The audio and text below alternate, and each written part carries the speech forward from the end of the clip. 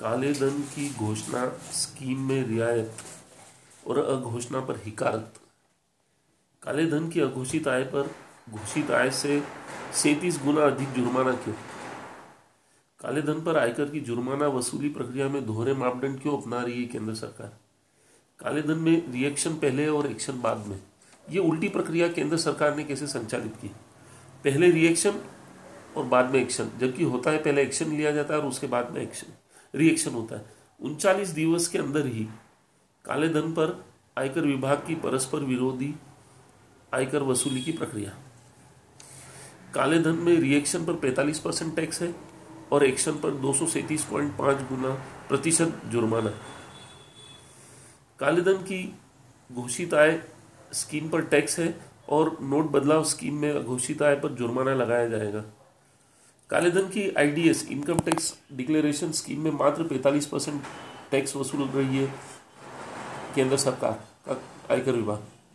काले धन की नोट बदलाव स्कीम में अघोषणा में 237.5% जुर्माना लगाया जाएगा।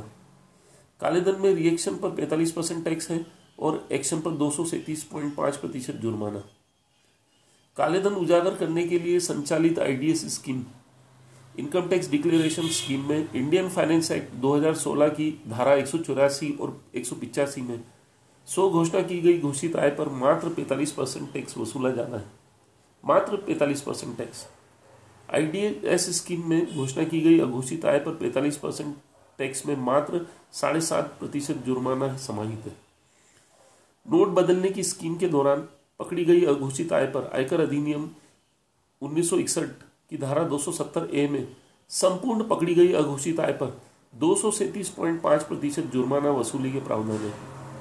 जबकि देखिए काले धन की आईडीएस स्कीम में रियायत कैसे दी गई है।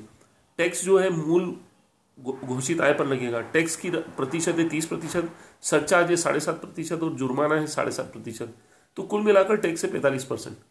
आईडीएस स्कीम में टैक्स है 45%, जबकि नोट बदलने की स्कीम में जो हिकारत चोरी पकड़ने की जो अघोषित आय है उस पर जुर्माना है, टोटल जुर्माना वो भी मूल घोषित आय पर लगाया गया है। टैक्स है 30%, सरचार्ज है 7.5% और जुर्माना है 200%। इस प्रकार टोटल 237.5% जुर्माना लगेगा। कितना अंतर? 37.5 गुना जुर्माना।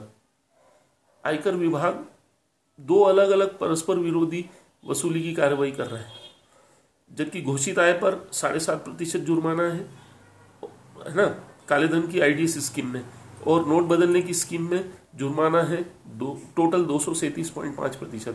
इसका मतलब है 37 गुना अधिक जुर्माना। क्यों? काले धन की घोषित आय पर अघोषित आय पर घोषित आय से 37 गुना अधिक जुर्माना जो लगाया गया है, क्या सुप्रीम कोर्ट इसको रोकने का प्रयास करेगी? कोई दिशा निर्देश पारित करेगी? केंद्र सरकार कोई दिशा निर्देश पारित करेगी? या फिर जुर्माना से ही काले धन को रोका जाना है?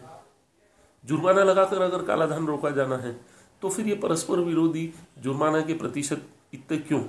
इतना अधिक अघोषित आय पर इतना 37 गुना अधिक जुर्माना क्यों?